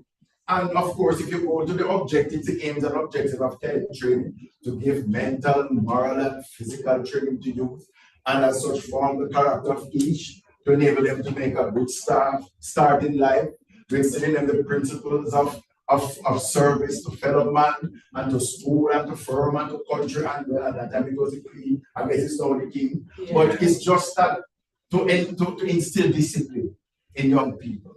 And that is fine. And thanks be to God, we have been able to help so many young people over the years. I mean, hundreds of that passed through my hands. I was a cadet at the same time, Rocky Mini, who just exited as the chief of staff of Defense Force. So you know what I'm talking about. I've seen them, I've traveled so many places across the world. I'm in an airport, somebody comes to hug me to say thank you, sir, because it was over the discipline I would be where I am today, kind of thing. The problem with the cadet force is that we cannot take on the entire school population. The minimum establishment at a school, high school, is 1 platoon, which is 30, plus the officers would like 33. 2 platoons is 66. 3 platoons, they have a drum corps, 103. 120. In a school population of 900, or 1,000. That sounds like a drop in the bucket, don't it? No, let's not discount. Yes, let's not discount because every child is important and every life is important. And I'm so thankful for those who have been able to help. You be amazed to know that as a cadet officer, the things that we find out in the school doesn't know. I remember talking to a group of officers some time ago, and they were saying that it's out of their interaction, these youngsters realize that some of these children don't, we talk about parents, they don't have any parents. They don't have any home. There's a youngster who was living under a gully, and the cadet force was his family, was his home, and so we had to help him to feed him, to send him to school, to get the books, that kind of thing. So it has to be a multi-pronged approach. The situation of violence in school has to be multi-pronged, and as many prongs as we can add to that to make it happen. The school doing their part, the home, where we can find a home, the ministry, the statistical data and the policy level, all the various levels. The cadet force is one of those prongs. I also want to say that I speak also here, we kind of wear a few hats today because I am a part of my alumni association at Woolworth. I'm a Woolworth old boy. We have a mentoring group. And thanks be to God, we have been able to provide a mentor for every single class at Woolworth. And so we go at least twice per month. We have devotions with them. Although during devotion, one time I had to break up a fight in the middle of devotion. Right? But I'm just saying in terms of the reach. The mentorship program, I think it has a wider reach where we touch and you realize that these guys need love. They don't have any love. They don't have anyone to talk to about anything. So the more we can do these kinds of things. Finally, before I sit down, also a part of a JAAHS group in the school. And from time to time, these youngsters need documents signed, they need a driver's license, they need to open a bank account, they have nowhere to go. So we form another group for that. All I'm saying, the more of these prongs we can find to reach these youngsters, girls and boys, and let them know that somebody cares, somebody has a listening ear, it is the better it will be and we can resolve this problem. Yes, we're going to have the troublemakers, and we have had them in the cadets. But it is so great, my greatest reward is to see a guy on the edge. And we spend the time with that youngster. And at the end of time, we can see him coming out on top of his class and graduating and looking good. And tears down his eye because we attend the graduation to see them. And they say, thank you, sir. Thank you, ma'am. So let us do all we can to really help these youngsters. We can pull them out. It is possible. Nobody is irredeemable. Let us do all we can. Not everybody likes sports and everybody likes to be like uniform. But let us find what they like and meet them where they are. And I think we can make a difference at that point. Thank you. Thank you very much, Major Peter Malcolm, for those words around the uniform groups and how they operate and what the work that is being done and can also be done. We have another question from Madam Rivera. Excuse me, anyone who is driving a gray Nissan? Gray Nissan needs to let out someone? No, not here. Thank you. Thank you. Good evening. Earlier in your address, Dr. Lewis, you mentioned that behavior is learned. And while I agree with that theory, I think it is also important to not ignore the fact that sometimes the children have behavioral issues because of mental disorders. So we're looking at the behavioral disorders. And this is for any of the panelists or resource persons. Do you believe that greater emphasis needs to be placed on educators being trained to identify when a child has these behavioral disorders? Because I think sometimes that is the issue. We're not identifying that they have a problem so that we can fix it medically. Oh, by the way, I represent the Montego Bay High School.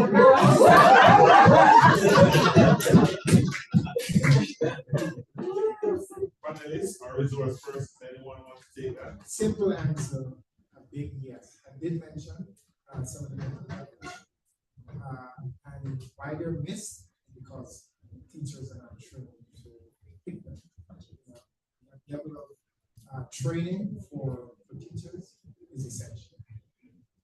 May I just continue? I'm very, very grateful that you said that because as a teacher, I feel that we're lacking that. Very often neither parents nor us can properly diagnose children.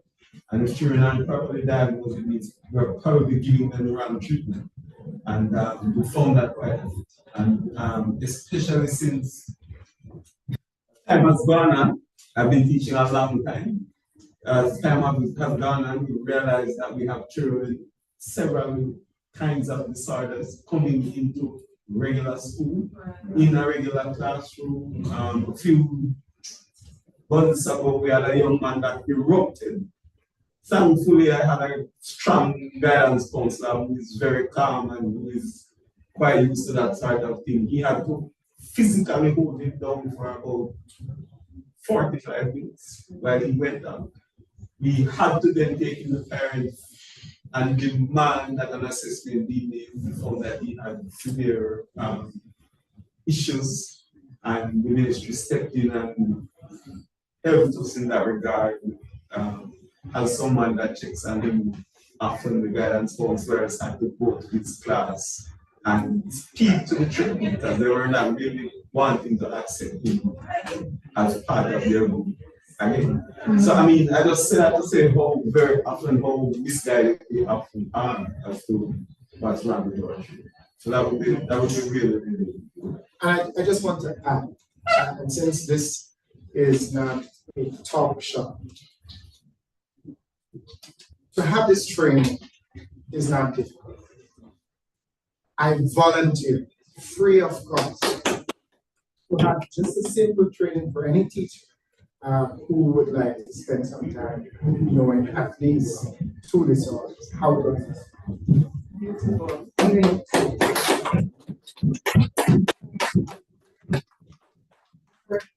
You know, as I said before, another uniformed group member. And I dare say this is our Mr. Howard Simmons, Superintendent Howard Simmons. And he's our secretary of the Binfield Park Students Association. Wow. Let the people see you, Mr. Simmons, please. He's coming from a graduation for other uniformed young men and women who have, you know, joined. I'm seeing a hand there. There's a question online, Zoom. How are the teachers being supported in carrying out the first line defense? Oh dear, just a minute. Just skip. Okay, carrying out the first line defense behavior de-escalation training. Teachers are a vital part of the student life molding behavior. The teachers are not properly equipped with training in behavior management for violent behaviors in schools' classrooms. This could be problematic also. So the question is, how are teachers being supported in carrying out the first line defense behavior de-escalation training? Can we ask someone from the ministry to comment? Let me make the principal speak first. Since he's on the ground, and then I will say something. The support has been. If you want to, no problem. I think it's for the first ones. The support has been more pronounced in recent times, and I have to acknowledge that through the Dean of Disciplines and that the ministry has sought to provide training. Clearly, at this point, I'd probably say it's not economical to train every single teacher, but what they try to do is train a person within the school, who in turn can provide some training to most of the rest of us. I would not say that we are particularly well equipped as first line defenders right now, but I think the trajectory is in the right direction, and there's a recognition that additional training will have to continue for us to deal in particular with the kinds of incidents that are now happening more often. So, and perhaps the most important thing in terms of the training is a changing of our attitudes to these incidents. That is what I would say. Thank you, Mr. Brownfield. Mr. Shrew? And time is running out on us. I know we want to stay here all night, but we have to stop at some point, please. I'm happy that the principal would have preference deans of discipline be another level of support. Our deans are about 140 high schools. As a ministry, we are committed to increase that to ensure that we have a dean of discipline in all high schools. At the schools that have 2 campuses, the commitment is trying to ensure we have 2 deans of discipline. Schools on shift, 2 deans of discipline, because 1 dean to manage a school on shift is like crisis. Our deans of discipline, and these are supposed to be specially trained persons in behavior management. We encourage them to be engaging the staff of the respective school through workshops, professional development workshops, bringing in the experts to be talking. What we say to all teachers do is to make every effort to de-escalate a situation. Yeah, sometimes it's best, sometimes ego gets the best of us. We ask that they make every effort to de-escalate. Do not necessarily try to deal with an issue when you are personally you're angry. Yes, because then you will lose control and goes to another level.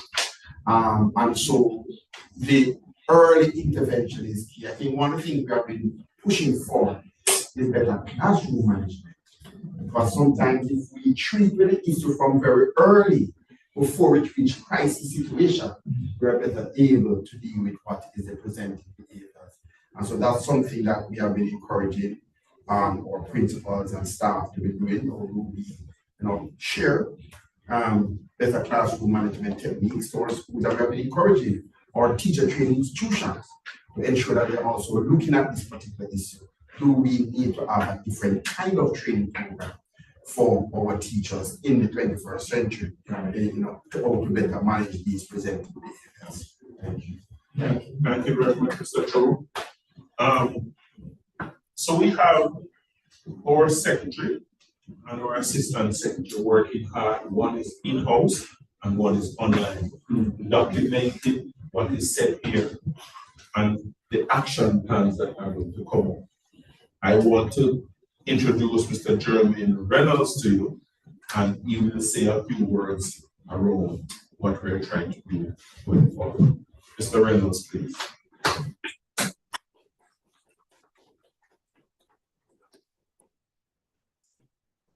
Good evening, everyone. Good evening to our panelists. Thank you very much for taking the time out to discuss with us such an important topic. And I'm sure everyone is appreciative of their efforts. Coming into the Alumni Association at the later point of the creation of this forum, I was very happy to see that there's a topic being discussed, as we all know, especially since post-COVID, interactions among students within schools have been strange, because they would have missed out some of the valuable interaction time from prep school, especially coming in prep primary, coming in first, second, and third forms, right?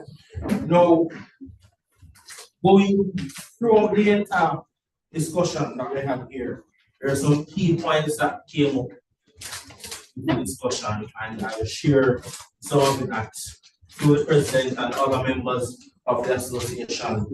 You will see how best we can either introduce or improve some of these methodologies. The first one, which I deemed to have been one of the most important ones for me, was reducing the profitability of violence, as that was mentioned. Explore how we can show our students that violence really and truly doesn't pay in the long run. Right? You're looking at also working to see how best we can assist our parents, with partnering with the National Parent Teachers Association to address violence in the homes and see how that now will carry forward into our schools. Social media education is another important one. As one who uses social media a lot, it sometimes boggles my mind some of the things that we choose to share on social media how we interact with people who we may disagree with on social media. I'm sure we've all seen this. Improving positive interactions within our schools. That is a necessary thing. Also, the improvement of civic pride. As was mentioned earlier, some of us back in the days are much younger. I'm a past student and majority of them here. But I remember back in the days, national anthem, school song, the pledge, all of those things built our pride or appreciation for our country, for our schools.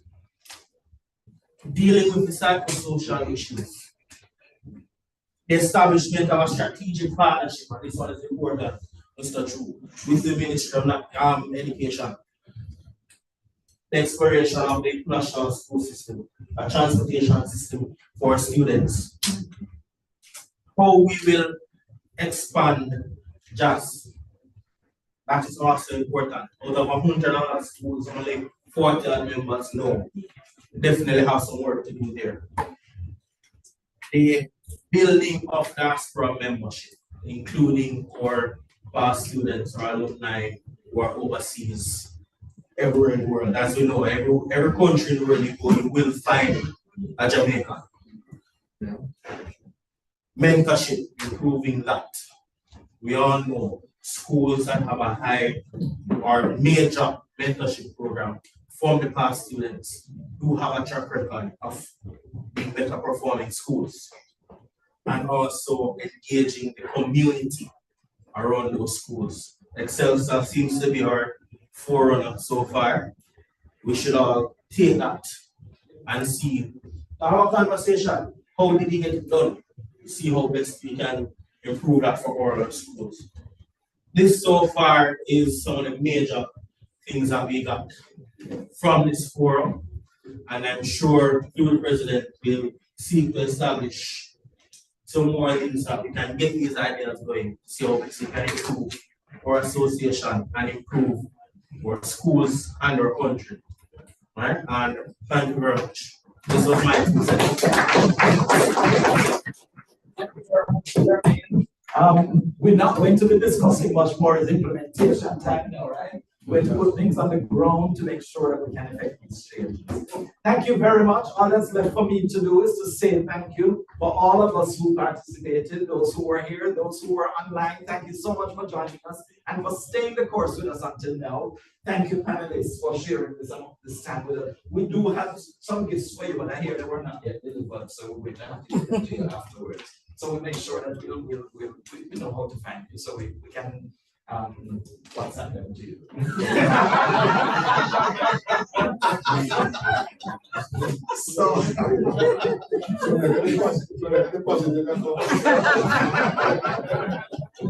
I want to thank Will Prince for having allowed us the use of this room.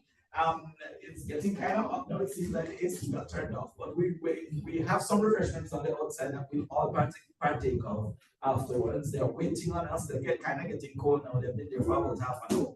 But let us just stand for the singing of the national anthem. To close with that, I heard Jeremy speak about reinstilling those national anthems.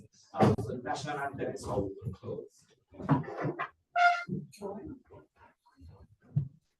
Eternal Father, bless our land. Guard us with thy mighty hand. Keep us free from evil hearts. Be our light through countless hearts. To our leaders, great defender, grant you wisdom from above. Justice, truth be ours forever. Jamaica, land we love. Jamaica, Jamaica, Jamaica, land we love.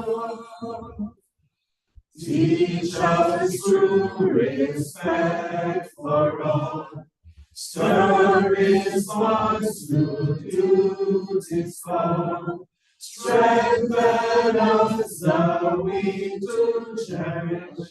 Give us vision, lest we perish. Knowledge send us, Heavenly Father, grant you wisdom from above. Justice, truth be ours forever. Jamaica, land we love. Jamaica, Jamaica, Jamaica, land we love. Wonderful. Have a great evening. Refreshments are on the outside when we go out. We will celebrate honors. And we have 2 Germans in our That's right. German Reynolds, German Jones. And the school you went to again, German Jones? Understand.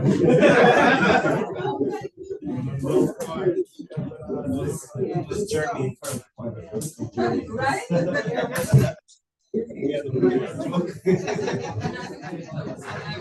Who is an honorary member. So they we're taking a picture of this and